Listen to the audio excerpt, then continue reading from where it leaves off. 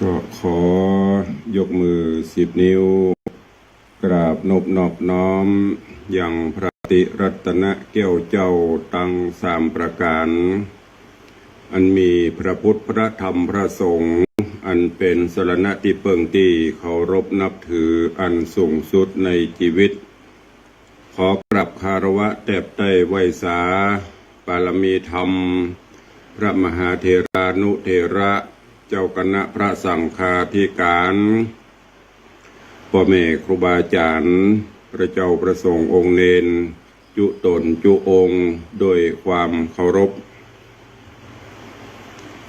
ขอเจริญสุขเจริญปรญาติโยมศรัทธาสาธุชนพุทธบริษัทจินจองห้องวัดจุหนุ่มเท่าใจยิงก็ขอน้อมต้อนรับทุกท่านเข้าสู่รายการมรดกธรรมกำเมืองและสารธรรมกำเมือง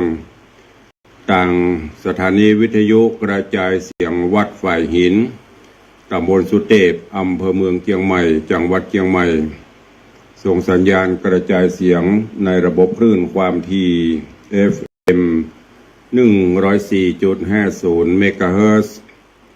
สถานีวิทยุคลื่นพระพุทธศาสนาและจริยธรรมในความอุปถัมภ์ของมูลนิธิพระบรมธาตุเจ้าดอยสุเทพในเมตตาปกครูวรบนามวงพรหมผู้อำนวยการสถานีส่งสัญญาณออกอากาศต่างคลื่นความถี่ FM 96.0 เมกะเฮิรตซ์สถานีวิทยุคลื่นสารปีปริยัติศึกษาออกอากาศต่างคลื่นความถี่ FM 87.50 เมกะเฮิรตซ์แล้วก็สถานีวิทยุคลื่นวิทยุสีขาวเปื้อเจ้าประชาโดยเมตตาท่านเจ้าอาจารย์พระครูอภิวัฒนวิกรมรองเจ้าคณะอำเภอดอยหล่อท่านผู้อำนวยการใหญ่สถานีและผอ.สถานีในเครือข่ายวิทยุสีขาวตั้งแต่เชียงใหม่ลำพูนลำปางแพร่น่านเป็นต้น ตลอดจนสถานีวิทยุชุมชนต่างๆที่ต่างตันผู้อำนวยการได้หันความสำคัญในการเผยแพร่พระพุทธศาสนาได้ลิงก์สัญญาณนี้ออกอากาศคือกับสาธุชนญาติโยมทั้งหลายได้รับฟังกันอยู่ในเวลานี้พร้อมกันนี้ก็ขอยกมือ10 นิ้วกราบถวายการต้อนรับพ่อแม่ครูบาอาจารย์พระเจ้าประสงค์องค์เนนจุตนจุองค์นะ ที่ได้เข้ามาเป็นกำลังใจมาสดับรับฟังตลอดจน FC ญาติโยมญาติธรรมตั้งหน้าจอ Facebook ไลฟ์ทางต่าง Facebook ไลฟ์ของวัดวังสิงห์คำ Facebook ไลฟ์ของธรรมะคลื่นสีขาว Facebook ของท่านอาจารย์พระครูสมุวิสุวัฒน์วรกิจโจ Facebook ไลฟ์ของสถานี วิทยุวัดฝ่ายหินตลอดจน Facebook ไลฟ์ของ FC ทุกรูปทุกท่านที่เข้ามาแล้วได้ร่วมกันตานน้ำตานธรรมโดยการกดแชร์กดไลค์กดแชร์รายการนี้ไปยังกลุ่มเพื่อนๆของทุกท่านเนอะรายการนี้ดำเนินโดยกล่าวกับผมอาตมภาพตุลุงในวังพระครูวิสิทธิ์ศรีลาภรณ์รองเจ้าคณะอำเภอเมืองเชียงใหม่เจ้าอาวาสวัดวังสิงห์คำตำบลป่าแดดอำเภอเมืองเชียงใหม่จังหวัดเชียงใหม่นำรายการนี้มาพบปะกับทุกท่านตั้งแต่เวลานี้เป็นต้นไปทางหน้าจอ Facebook ไลฟ์ตอนนี้ก็กำลังเข้ามากัน 3-4 รายเนาะเจริญปอนต้อนรับเนอะโยมแม่โยมทองคำพิวงคำโยมเกษินีชัยเทพคุณโยมอัญชลีคำกิติโยมป้อสุวรรณอินใหญ่เข้ามาติดตามทางหน้าจอตอนนี้ก็ ขอบคุณและอนุโมทนาขอบคุณกับทุกท่านตัวเองเข้ามาแล้วก็กดแชร์กันไปแชร์รายการเล็กๆน้อยๆนี้ถึงแม้จะเป็นรายการจิ้งหรีดเนาะ รายการน้อยๆแต่ก็มีสาระอันเนี้ยปากันแชร์ไปเตอร์เนอร์แชร์รายการธรรมะแชร์รายการสาระดีๆเอาไปสู่ในหมู่เพื่อนๆของเราเพื่อเพื่อนจะได้เปิดฟังย้อนหลังดูย้อนหลังก็ได้ดีกว่าไปแชร์อย่างหูผีเบา อันนั้นจะเป็นบาปประกรรมเป็นบาปเป็นกรรมมาตัว รายการอย่างนี้ธรรมะอย่างต่างๆสาระน่ารู้ก็แชร์กันไปวันนี้สภาพอากาศก็ยังอึมครึมช่วงบ่ายก็ฝนตกพ่องบางทีก็ตกหนักบางทีก็ตกน้อยญาติโยมถามตุลุงเป็นจะได้น้ำขึ้นก็สภาพน้ำปิงก็ยิ่ง คำว่ายิ่งก็คือขึ้นมาหน่อยแต่ก็ยังไปอยู่ในขั้นวิกฤตเตื้อถ้าฝนบตกติดต่อกันพายุบ่เข้าหลายลูกนี่นะก็คงบ่เกิดปัญหาน้ำท่วมแต่ถ้าฝนตกว่านะพายุเข้าติดกันนี่ก็บ่แน่เนอะเจริญปอนต้อนรับเนอะโยมสลินทิพย์บุญเลิศ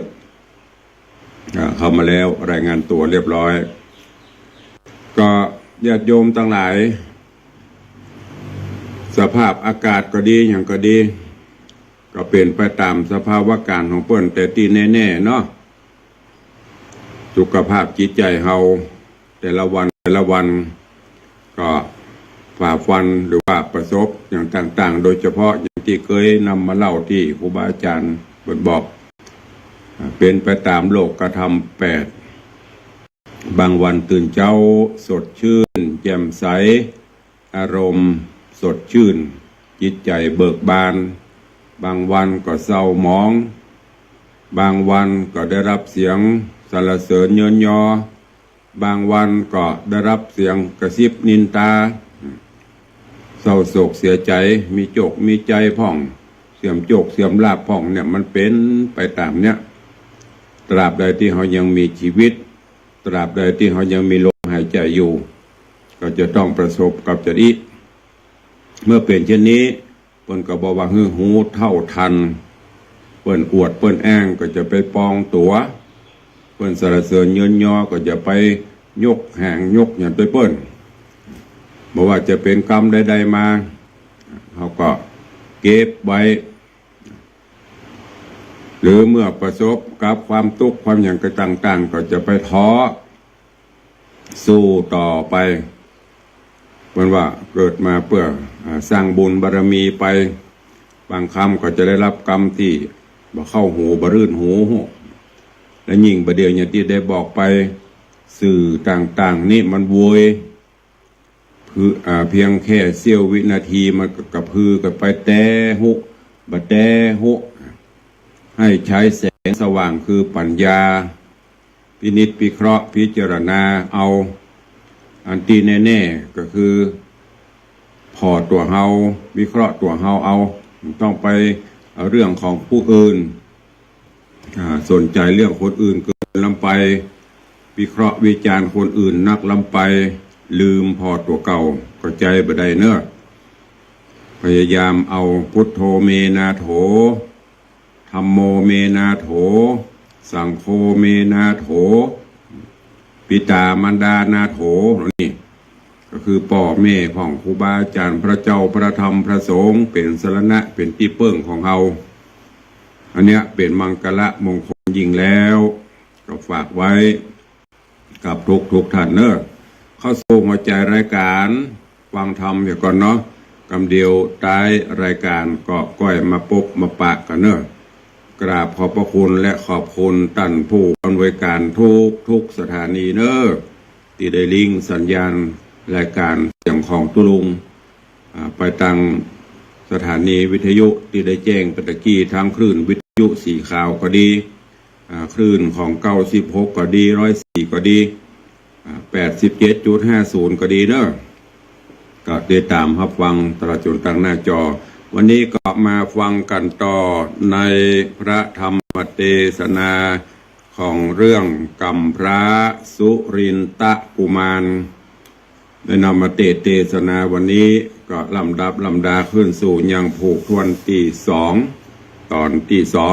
2ในตอนตะวา มาถึงตอนที่ป่อพญาสิริมิธิราชซึ่งก็ได้ฟังกรรมของเหล่าเสนาอมาตย์มีกิจจเสนาเป็นต้นเกี่ยวกับที่ลูกสาวก็คือจันตะสามาวดีที่มีต้องขึ้นมาโดยบ่มีสวามีบ่มีผัวตามที่นางได้สัจจะอธิษฐานได้ขอลูกเต้าซึ่งองค์อมรินทร์พระอินทร์เจ้าฟ้าก็ได้ไปทูลเชิญเอาเทพบุตรตนมีบุญปุญญาธิการลงมาจุติซึ่งข่าวนี้ไปถึงหูป่อพญาก็ตั้งแต่โหนมาดูมาพอแล้วมันคืดมันจาอย่างผัวมันก็บ่มีจะได้ว่ามันมีต้องมันเปลี่ยนไปได้จะรวย โหนเพื่อก็ตำนายตัวตักขีดเขียนตามลักษณะต่างๆก็ตายไปละว่าเป็นของที่ดีเป็นสิ่งที่ดีมันมีคืดมีจ้าแต่เบื้องต้นนี่จะลำบากน้อยแต่บั้นปลายจะดีแต่ว่าพอตอนไปประชุมเหล่าเสนาอมาตย์ข้าทาสจะบริพารก็โดยบุพกรรมกู้เวรที่เทวทัตมาเกิดเป็นกิจจเสนาก็ไปบอกว่าข้าว่าเคยหันที่ไหนไม่ยิงบ่มีผัวแต่มีต้องมีไส้เนี่ยมันจะต้องมีอย่างหนึ่งก็รักเล่นจู้กันอย่างกะพญาธรหมอนมินกันอย่างมัวมันจะมีจูเนี่ยมันมีสิ่งเหล่านี้มันจะไปมีลูกมันเปลี่ยนไปได้ยากจะต้องกำจัดขับไล่ใส่ส่งออกบ้านออกจองครั้นจะฆ่าเนื้อก็จะเป็นที่คอรหาเพื่อจะว่าวิธีนี้ก็คือแป่งแปรเอาใส่น้ำเอาใส่แปรไหลเพื่อไปตามบุญตามกรรมของเปิ้นพญาสิริมิธิราชก็หลงเชื่อตรงนี้โดยบ่ฟังกรรมไผ่ละไผ่ไปทัดทานก็บ่ได้แม้แต่แม่พญาไปขอก็บ่ยอมดันโดนบอกว่าห้ามมาขอดีตัวเก่าจะโดนน้ำพ้นไผ่ก็เลยบ่กล้าคัดอาจญาสั่งเสนาอมาตย์ไปจับไปยับเอาจันตสามาวดีเพื่อที่จะเอาไปใส่เปรไหลเรื่องราวจะเป็นจะได้ เชิญญาติโยมสาธุชนเฮาเจ้าข้าทั้งหลายได้สดับรับฟังได้ติดตามรับฟังในตอนที่สองณโอกาสบัดนี้ นะโมตัสสะภะคะวะโตอะระหะโตสัมมาสัมพุทธัสสะสาธโวฟังลาโสตุจนาสัพพุริสะตั้งหลายตั้งยิ่งและใจม้วนหมู่ที่ได้ปากันอยู่ทำทาดาฟังยังรัศธรรมเทศนากำพระสุรินตะกุมารลำดับกันมาเถิงผูกสองตอดสองแล้วเนื้อเจ้าขอเชิญศรัทธาตั้งหลายหนุ่มเทาจุงตังจิตใจเราติดตามทอมทาดาฟังต่อไปนานี้แหละนะส่วนนางลาจะธิดายอดซอยก็มากล่าวถอยคำจากกับแม่ตนว่าแม่มาตาเฮ้ยเป็นเจ้าเอาแม่จะได้โศกเศร้านำหน้าเป็นธรรมดาแห่งโลกสุขทุกโศกก็มีมาดังองค์พระพุทธาขอดไว้ว่าสัตว์โลกไตอนิจจังบ่จีรังมันเกณฑ์หากเจงแม่นตามธรรมบุญกรรมไผ่มันหากมาตันตอบใส่หือได้ง่ายและดีกันบุญมีแล้วใส่เที่ยงจากได้เจยบ้านหากกรรมผ่านตัวไล่ก็จักได้เครื่องขี้พ่องป้อแม่หนีเจียนจากละลูกพรากสายตาเป็นกรรมพระโศกเศร้าพ่องปี้เจ้าหนีหายพ่องน้องตายละปี้บ่มีตีสบายพ่องผัวตายละเมียหนีละเสียเป็นไม้ตุกยากไรอับจนพ่องเมียตนหนีจากตายละพรากลูกเต่าเฮือโศกเศร้าเวโวนเกิดเป็นคนลุ่มฟ้ายามบาปกราปางก่อนมาไล่ตอนต่อตำวิบากนำตัวไล่ย่อมจับได้เครื่องขีขอมารดาแม่เจ้าจุงเตียงเต่าสวดสดีจะได้มีพญาตมาต้องปาดกาญากรรมได้มาแต่ไทยอาลูกได้กระตำอย่าเป็นกรรมมันอามนเศร้าตีลูกเต่าตัวไปเป็นบุแม่นบุญใดปังอดีตังล่วงแล้วอันลูกแก้วปั้มเป่งมาบนอันแหนต่อใส่หือลูกใหม่ปิกคืนหลังจักมาไว้ยังแม่ไทยขอแม่อย่าได้เครื่องกาวันไปนาเป็นดีกันบุญมีบ่ตายลูกจักหมายมาแทนกูตอบใส่แทนยังบุญตนแม่ขอมีแต่นานอมขอเอาธรรมมาตัดใจอย่าอะไรข้าขอน้ำตาย้อยลำไหลนั่งร้องไห้จิตน้ำตาก็มีหันแหละนะเมื่อนั้นนางราชเทวีนอนเนาก็ได้เข้ากอดดา เข้ากอดไว้ปากนางก็จะกล่าวถอยว่ากรรมใหญ่น้อยบอดีบ่หันมีสักญาติแม่นมีอนุญาตฟังปานการจอมขวัญลูกเต่า การจอมขวัญลูกเต่าดันป่าเศร้าดงนาขอเทวดามวลหมู่รักษาอยู่ป่าไม้เทพไทยอินตา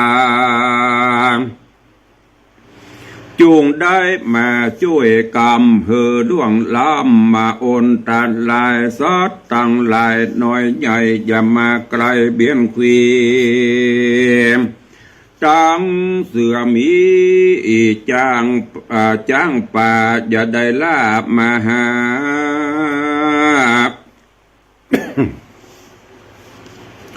ตังยักขาหยาบจ้าจักขี้ล่ามังกรอยู่ดงดอนป่าไม้อยู่น้ำใหญ่กงกา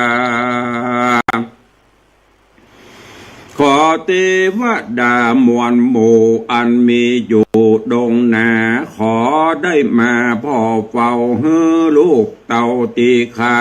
สะปะพญาน้อยใหญ่อย่ามาจ้องห้อยเบียนควีแล้วนางเตวีนาไทยก็เฮือนางกล่อมใจเอาว่าแม่ยังถุงป่าห่อเขาตั้งของเก่าครัวดีคือนางบุญมีเอาไว้ก็ร้องให้พระเผาสยบเต้าไปมาก็มีหันแลนาโกลาหะลังจะตังอันว่าโกละหนเกิดต้องมีจุห้องธานีเสียงดังมีกองสะนันต้องเวียงใจเสนาในมวลหมู่อัมมาตกูเตรียมใจฝูงไพร่ไตประจาอยู่แดนนาบ้านนอกพับดาวขอกสีมาจางเจียนจ้าเล่าถอยกู้ใหญ่น้อยยิงใจว่าพญาเงาหลายบาใบเป็นคนไร้พญาปันดังตาขีนาขีญะกานอนใส่หือปากมีไว้เก่าวัดเกือปากมีไว้เก่าตักมันบ่หูจักอาหารว่าลดหวานจางฝาดเผ็ดขนาดเกมขมเหม็นและส้มบุดเนาเบาเก่าและไม่ตังเต้าไทยพญาหลังกิจะเสนาใจหยาบบ่หูจักบาปตัวดำบ่หูจักกรรมถอยไล่อันตนจักใดสะหวยนั่นแหละนาเมื่อนั้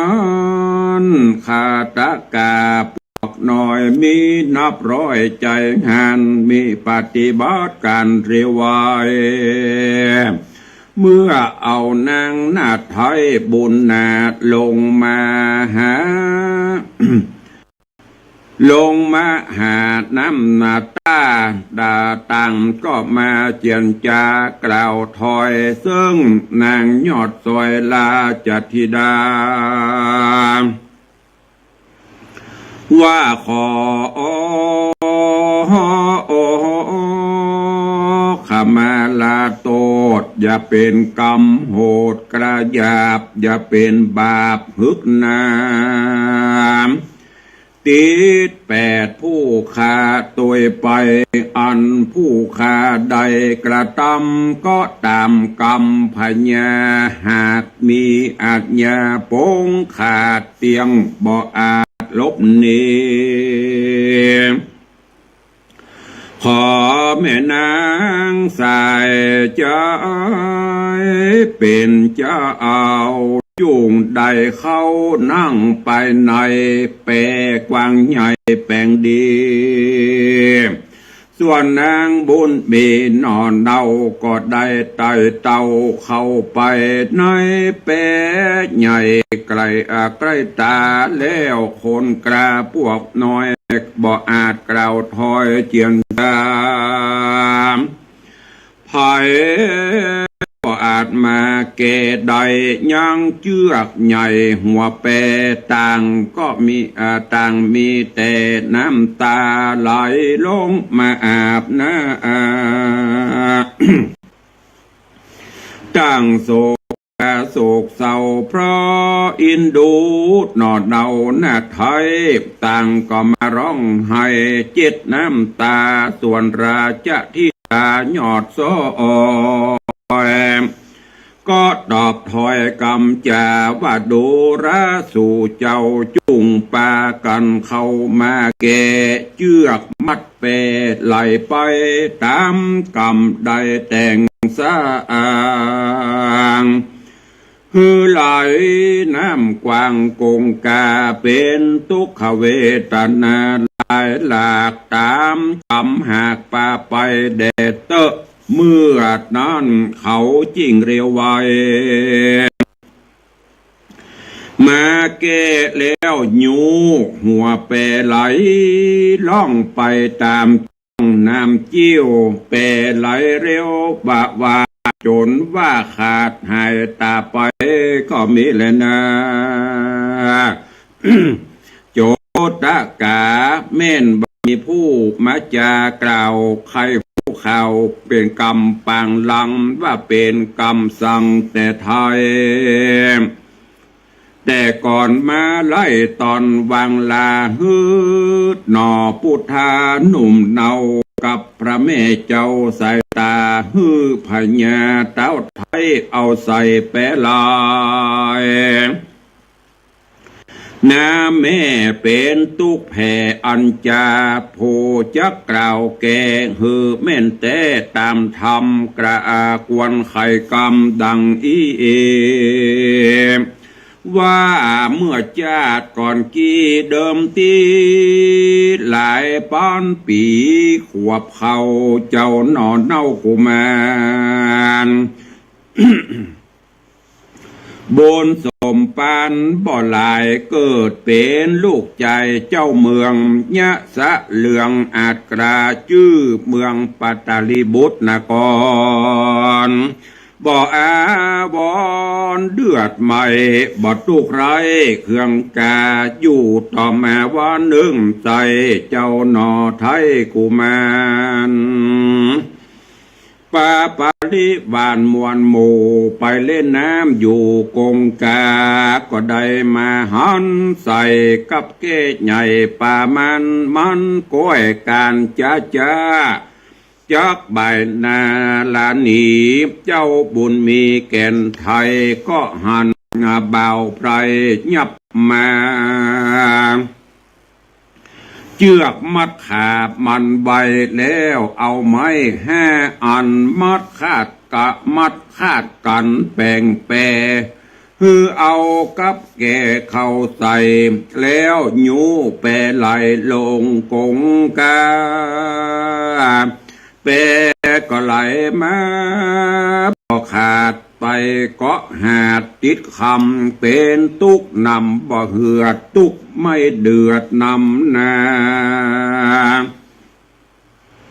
ส่วนอันว่าเจ้ากุมารบุญสมปานบอกวางบอกกึดแอ้งต่างบาปอันกระยาบน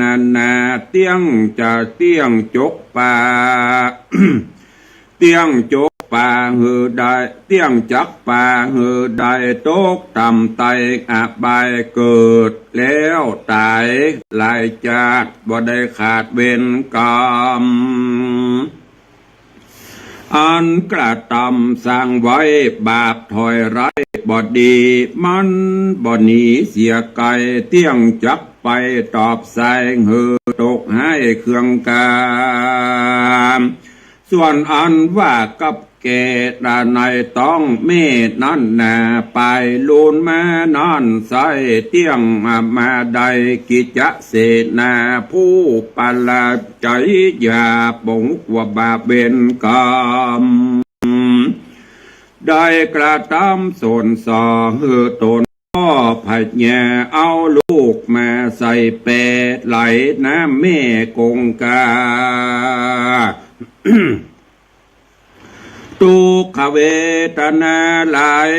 หลากย้อนกรรมวิบากปังหลังได้เอายังกับเกมัดใส่เปดไหลน้ำวิบากซ้ำไปลุนนันนาตัดสมาเหตุนั้นใส่คนโลกไตสงสารจะได้หารมักบาปอยู่ตามสุภาพธรรมดาอย่าเคขาคำขาสัตว์ทวนหน้าตั้งหลายจุงมีใจภายเพื่อแผ่สั่งไว้แต่ผลบุญกระทำโนนจะใจภัยสร้างไว้ต่างบาปอันกระยาบนาย่อมจักป่าส่งยูเฮือใดลงสู่อบาย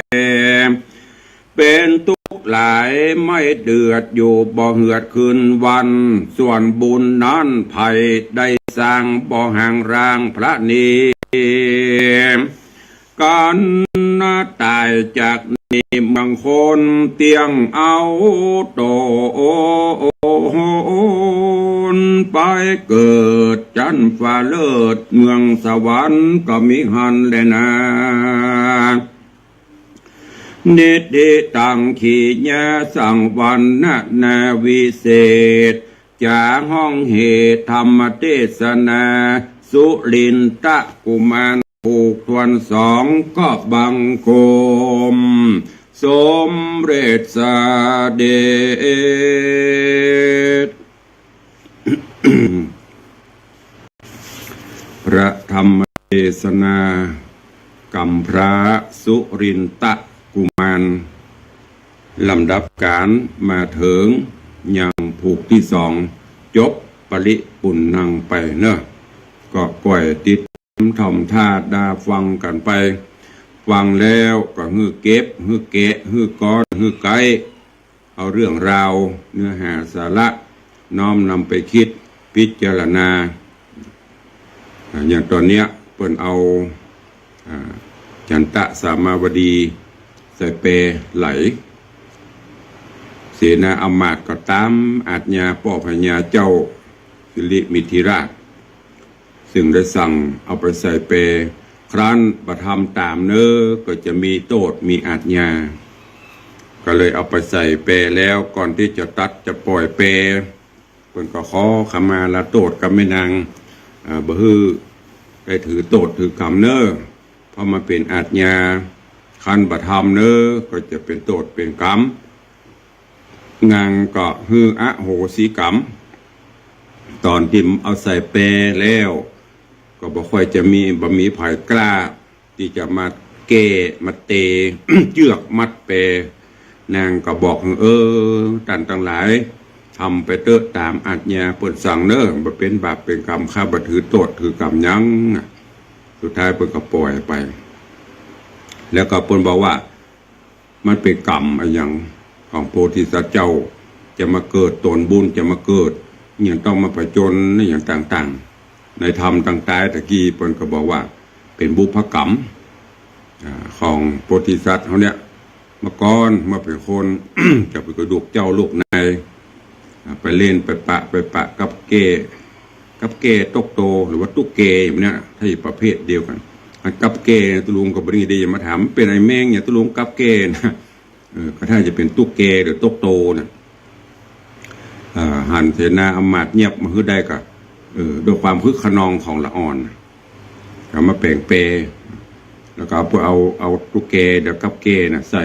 ในเปไหล บุพกรรมนั่นมันบสูญไป เนี่ยพูดว่ากรรมใดใครก่อกรรมนั้นตอบสนองบจากระเวยกรรมมันติดตามไปตลอดนะไป ราะนั้นก็คือสร้างแต่กรรมดีเนอะละเว้นกรรมชั่วประพฤติวัดปฏิบัติธรรมจ้างบุญกุศลไว้หรือว่าบาปกรรมที่เรามีอยู่เอาอย่างมาสร้างมาแทนก็ด้วยการสร้างบุญมันทำบุญไปมันก็จะไปลบล้างกรรมต่างๆนั่นหายไปได้แต่บำรุงก็อย่างที่เปิ้นเปรียบเทียบนะเกลือเป็นกรรมเอาใส่น้ำในแก้วมันก็เกมลองเอาไปเปลี่ยนไปใส่กระมังมันก็ยังเกมอยู่หน่อยแต่ถ้าเอาไปใส่แม่น้ำใหญ่โลมันก็หายเกมแม่น้ำก็เหมือนอย่างเราสร้างบุญถ้าเราสร้างบุญน้อยมันก็ลบล้างกันไปจันได้กันฉันนั้นเนอะสร้างบุญกุศลคุณูปการไป แล้วก็มันก็จะก้อยๆคลายหรือที่เป็นอโหสิกรรมอย่างเวลาเราไปงานศพงานสากเนี่ยไปจุดธูปจุดเทียนไปไหว้ขมาศพขออโหสิกรรมอันนั้นยังบ่ได้แต่ถ้าขออโหสิกรรมหรือให้อภัยกันเมื่อยังมีชีวิตอยู่เนี่ยอันนี้ประเสริฐสุดเนอะอยู่เป็นคนอู้จากันหูเรื่องหรือตักตายกันได้โอ้ที่เขาเนี่ยไปอันขอสุมาเนอะขอโทษขอโพยเนอะไปถือไปกับอันหนึ่งเนอะคนที่ได้กระถูกกระทำก็บ่เป็นอย่างเนอะอโหสิกรรมต่อไปก็จะเป็นเนี่ยอย่างอันเนอะอันเนี้ยถึงว่ากรรมมันจะหมดไปแต่ถ้าเป็นคนนี่คึมบ่ขอขมาบ่ขออย่างเดียวตายแล้วจะไปจุดธูปนะงูบ่ฮู้กับบ่ฮู้เพราะนั้นบัดทางที่ดีก็คือสร้างกรรมดีอยู่บนโลกใบนี้อยู่ร่วมกันอู้จากันฮู้เรื่องมีอันใดก็อู้จากันไปจะไปใจอารมณ์จะไปใจโมโหโกฏะสัตว์ยังอู้บุหูเรื่องมันยังฮู้ไปมันก็ไปละแต่คนเขาอู้กันฮู้เรื่องมีอะไรยังก็คืออภัยกันไม่ต้องไปถือโทษถือกรรมกันสร้างคุณงามความดีสร้างปารมีธรรมไม่ต้องไปใจก็ไม่ต้องไปสร้างบาปสร้างกรรมตั้งกายกรรมวจีกรรมมโนกรรมน่ะย้อนกล่าวถึงอย่างตุลุงบริบอกนะแม้แต่สื่อต่างๆเฮาบ่ฮู้ตาเฮาบ่หันหูเฮาบ่ได้ยินเฮาบ่ได้อยู่ในเหตุการณ์นั้นๆก็บ่ต้องไปคอมเมนต์ต้องไปวิเคราะห์ต้องไปวิจารณ์เปิ้นมันต้องเป็นเช่นนั้นมันต้องเป็นเช่นนี้มันต้องเป็นจะอันมันต้องเป็นจะอี้ถ้าลองตกใส่ตัวเก่าแล้วจะหูซึกจะไปซ้ำไปเติมกันทุกคนเป็นไปตามกรรมอย่างที่ในธรรมประเด็นเนี้ยจะเป็นกรรมภัยไปแยกจะคือมันเกิดเพราะนั้นเราก็ต้องสร้างแต่กรรมดีละเว้นกรรมชั่วเปิ้นจะแยกจะได้เขาก็จะไปเอาตัวเขาไปหลงไปเปิ้นว่าขี้เปอะเขาก็ไปโดดลงเขาก็เป็นเปอะไปตัวเปิ้นนะนี่ประวัติน้ำหอมเปิ้นฉีดน้ำหอมเขาก็ควรจะขอฉีดตัวเขาก็จะได้หอมไปเปิ้นก็เปรียบเสมือนเป็นบุญเป็นกุศลเปิ้นสร้างบุญเขาสร้างบุญเขาก็ได้บุญฝากไว้กับญาติโยมทั้งหลายเนอะในสังคมปัจจุบันนี้จะไปละไปลืมไปละเลยหลักธรรมคำสอนขององค์พระชินวรสัมมาสัมพุทธเจ้าอย่างที่ได้กล่าวที่หลวงพ่อพุทธทาสปราชญ์เพิ่นได้กล่าวไว้ศีลธรรมไม่กลับมาโลกาจะวินาศนาฏจะได้ก็ลองพืชพอคนประเด็นนี้มันศีลธรรมมันห่างเหินอย่างน้อยก็เป็นเรื่องเป็นราวไปหมดก็วันนี้ตุลุงได้นำมาธรรมเทศนากัมพระสุรินตะกุมารมเทศให้ฟังจบพละ2ผูกไว้ติดตามฟังกันไปเนอะเข้าสู่โหมดรายการวันนี้โอ้ขอตักตายตั้งหน้าจอตอนนี้ก็ถึงครูบาอาจารย์พระเจ้าพระสงฆ์องค์เนนมากันหลาย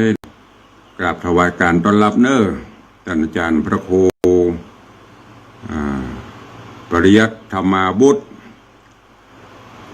ธรรมหาสมชาย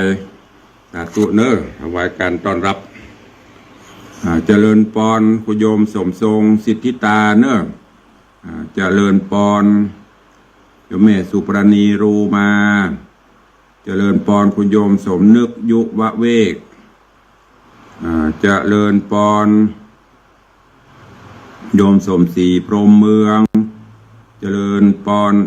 ขอถวายการต้อนรับท่านเจ้าตุปีจรันปิยะจันโทโดยซิวเนอร์ เข้ามากันก็ขอบคุณตัวเอง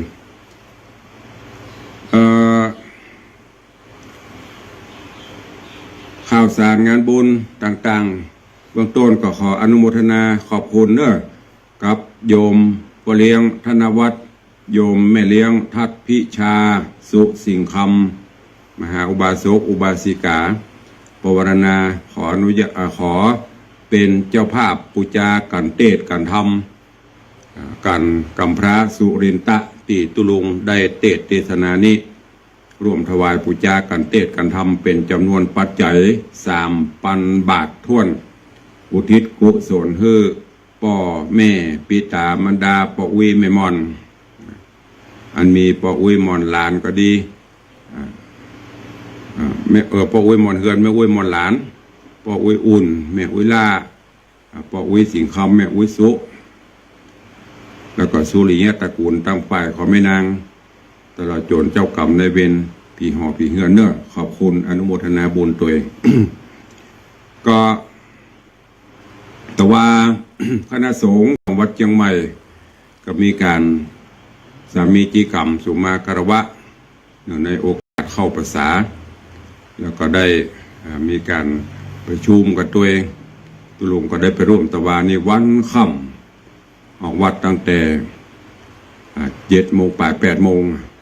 ไปคารวะครูบาอาจารย์เสร็จก็ลวดไปรวมกันที่วัดพระสิงห์เสร็จจากวัดพระสิงห์ก็ไปประชุมต่อที่หอคำพญาเมืองลายโดยมีพระครูวรบผู้อำนวยการสถานีขึ้น96ก็ประชุมกันเกี่ยวกับการจัดกิจกรรมของทางสถานีตัวเองแล้วก็กิจกรรมที่เคยปฏิบัติก็คือวันครบรอบวันประสูติของป่อพญาเมืองลายทว่านี้ก็มีมติร่วมกันจะได้จัดกิจกรรม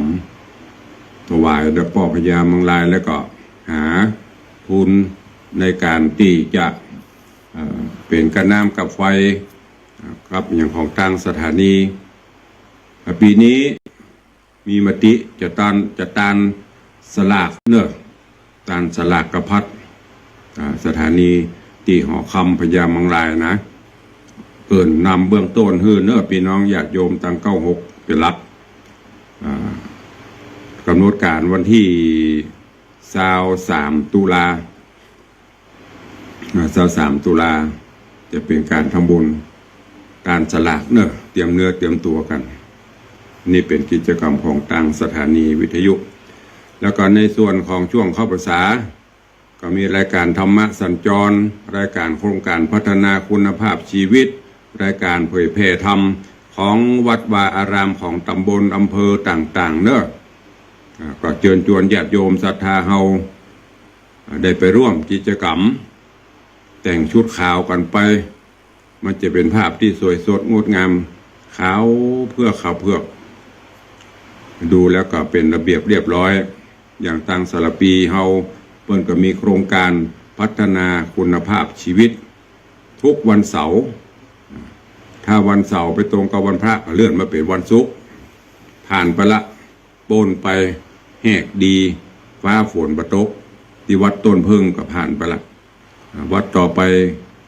ถ้าจำประพิษน้องแฝกกันเนี่ยถ้าจำประพิษนะพอดีตุลุงลืมมัดรายการเดี๋ยววันต่อไปจะเอามาแจ้งให้เนอะแล้วก็กลุ่มหนุ่มสาวจากวัดเชียงใหม่ร่วมกับคณะสงฆ์ก็เป็นรายการรถด่วนขบวนพิเศษ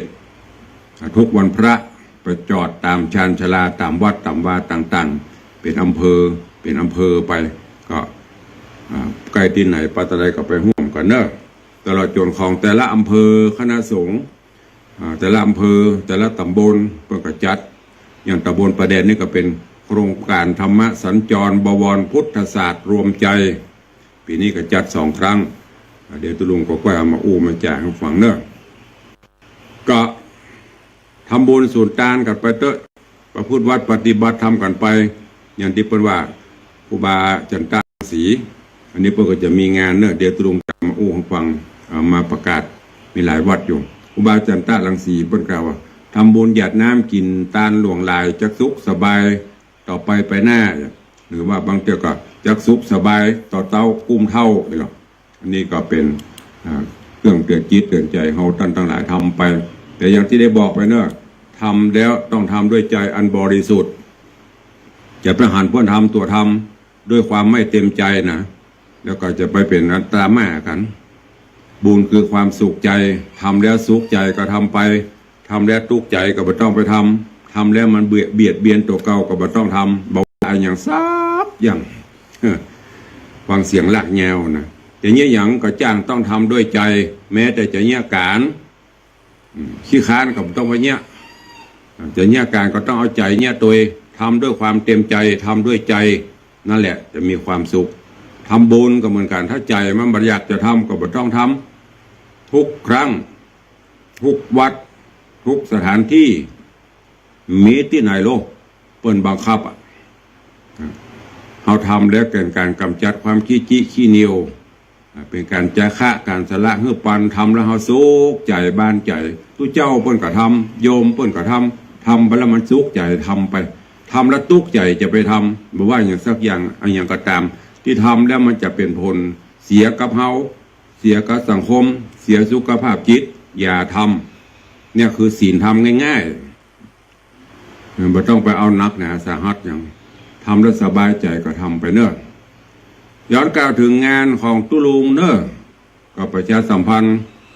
เมื่อกับญาติโยมFCทั้งหลายทั้งทาง Facebook ก็ดีทางบ้านก็ดีเนอะปีนี้เกไปแห่มปีงเสี่ยงไปแห่มปีแล้วเนอะปีนี้อายุย่างเข้ามาหรือว่าเดินทางมาถึง63 ปีเตียวตังมาได้63 กิโลละกำหนดไว้120 กิโลกำลังได้มา63 กิโลละค้างแหม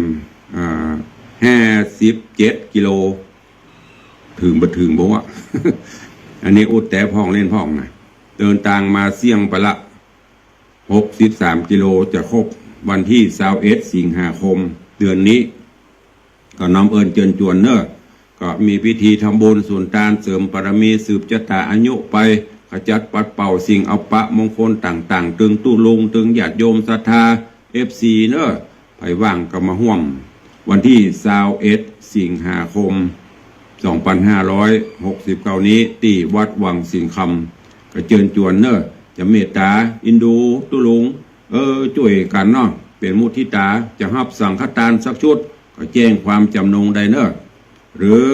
จะทานปัจจัยเพื่อเอาไว้ใช้ในการพัฒนาในการเผยแพร่ในกิจกรรมต่างๆที่ตุลุงกำลังดำเนินการอยู่ในนามของทุนนิธิวิสิตศิลาภรณ์ก็เจริญปอนสอบถามแจ้งความจำนงได้ขอบคุณอนุโมทนาบุญกับปเลี้ยงธนวัฒน์แม่เลี้ยงทัดพิชาสุสิงคำที่ได้เป็นเก้าเป็นกันในการจัดงานทำบุญอายุวัฒนมงคลร่วมถวายจตุปัจจัยเป็นจำนวน100,000 บาทคราวก่อนปเลี้ยงถวายมา50,000ได้ยินตุเจ้าประกาศไปนั้นก็ปเลี้ยงกับปิติแล้วก็เป็นผู้ที่เคารพนับถือสนับสนุนอุปถัมภ์อุปถากปเลี้ยงก็เพิ่มมาแหมรวมแล้วเป็นปัจจัย100,000 บาทก็อนุโมทนาบุญขอบคุณด้วยขอบคุณกับท่านดร.อินสมเตปินพิธาจารย์ปุณานเสียงดีอาจารย์พิธีกรเสียงดีอันนี้ก็ร่วมเป็นเจ้าภาพตั้งต้นเป็นต้นทองจำนวนเงิน 5,000 บาทเพื่อสมทบในการกองทุนนิธิวิสิตศิลาภรณ์กราบขอบพระคุณในเมตตาท่านเจ้าตุปีจรัญปิยะจันโทรักษาการเจ้าอาวาสวัดดอยซิวก็ร่วมเป็นเจ้าภาพถวายสังฆทาน1 ชุด 2,500 บาทแล้วก็จะนำปลาญาติโยมศรัทธามาร่วมกินร่วมทานด้วยเนอะขอบคุณด้วยตารายการทดเวลาบาดเจ็บเช็คสัญญาณหน่อยใครฟังอยู่ที่ไหนต่างใดโทรเข้ามาเนอะ0817836540วันนี้หัวหน้าหนึ่งมาจ้าละเปิดเนอะเมากิ๊กขนม เมากิ๊กขนมลำหุบพอกิ๊กขนมตะคืนนะมีตึงสีขาวมีตึงเหลืองถ้าแน่จริงก็มาให้ชิมดูถ้าตัวลุงว่าลำในสุดยอดถ้าตัวลุงว่าบะลำมันได้เนอะ าธุอนุโมทนาบุญขอบคุณตัว0817836540อ้าวสักสายสองสายก็ยังดีเนอะใครฟังที่ไหนตังใดช่วงนี้อย่างดักปิ้งทางเฟซบุ๊กนี่หลายมาตั้งสถานีวันนี้ปุ่นไปหลายที่หลายตังจะจะเอ่ยตัวเองรับฟังเสียงตุลุงแล้วเป็นจะได้พ่องชัดประชัดจะได้โทรเข้ามารายงานผล0817836540ดักปิ่งวันหน้าหนึ่งขายขนมบอกออกให้วันนี้ใครจะอู้ตัวตุลุงทดเวลาให้แล้วคามาเดอร์มีกำมีก็จะได้ลำเวลาวันช่วงนี้ก็รู้สึกเวลาก็โว้ยพอออกไม่ออกตั้งหลายกิจวัตรประจำวันอย่างตุลุงเขาได้อธิษฐานไว้ตั้งแต่วันเข้าพรรษา04:20ตื่นนอนตื่นจากจำวัดเสร็จแล้วก็น้ำส่งท่าไหว้พระจากนั้นก็ทำวัดสวดมนต์เจ้าแล้วป๊อปแป๊บกระเดียวก็จะอัน6 โมงฝั่งมาจัดรายการเสร็จก็ทำต่อไปก็ขอบคุณเอายอมแม่สมทรงสิทธิตาว่าจะได้ไว้จากเจ้าฟังอยู่เนอะเจ้าปีนี้จะเข้าวังก็มันเข้าเจ้าจบข่าวปอจะฝากไปฝากน้อยเบาเนอะฝากนักบ่มานี่ต้องนักน้อยเนอะฝากไปกับท่านจรัญปิยจันทร์โถเจ้าของพี่นานพี่นานบทไปตู้เจ้าละมาละประเดิมแรก1 ชุดยังบักขยับขยายได้สั่งกันแล้วได้เกณฑ์เดียวอยู่เจ้าว่าเล่นไปได้เด้อจุดแท้แต่จุดแท้จะทรงโปรดสาธุขอบคุณนะแม่เนอะโยมแม่สมทรงสิทธิตานี่ก็ FC แฟนคลับเมินล่ะบลืมกันถ้าจะไม่ได้มาจะฝากมาไม่เป็นไรตัวบ่มาฝากปัจจัยมามีเหตุสายวันนี้เอาละกันยังดีกับมีสักสายเนาะมันมีอยู่กันเข้าใจเวลาหมดแล้วนะพ่อถาวรว่าจะได้กำลังใจเนอะว่าครูสาธุฟังชัดเจนดีมูลเราไม่ได้มาปีนี้ต้นใหญ่มาเนอะวางวันที่16ว่าต้นใหญ่แน่ต้นใหญ่ตัวเอาหอมมาแจกตัวสาธุอนุโมทนาปอเนอร์ครับเลยขอบคุณโยมป่อถาวรพิริยะจากจังหวัดลำปางวันนี้เชียงใหม่เหตุสายลำปางเหตุสายก็ยังดีแล้วเนาะเอาละเวลาหมดเวลาเลยเวลามาละเดี๋ยวไปล้ำเวลาเปิดจะตัดกราบขอบพระคุณท่านผู้อำนวยการทุกสถานีขอบคุณเจ้าของ Facebook ทุกช่องทุก Facebook เนอะที่ได้เข้ามาชมแล้วก็แชร์กันไปญาติธรรม FC ทุกท่านที่ติดตามตึงสถานีก็ดีทั้งหน้าจอ Facebook ก็ดีวันนี้เวลาหมดเวลาแล้วตุลุงขอนำรายการจากทุกท่านไปก่อนปะกันใหม่ในวันต่อไปเนอะก็ขอความสุขสวัสดีจุงบังเกิดมีกับทุกท่านอยู่ดีมีสุขเหมือนกันจุตนจุองจุผู้จุโขนเนอะจัตตารโอธรรมาวัฏันติอายุวโนสุขังพลา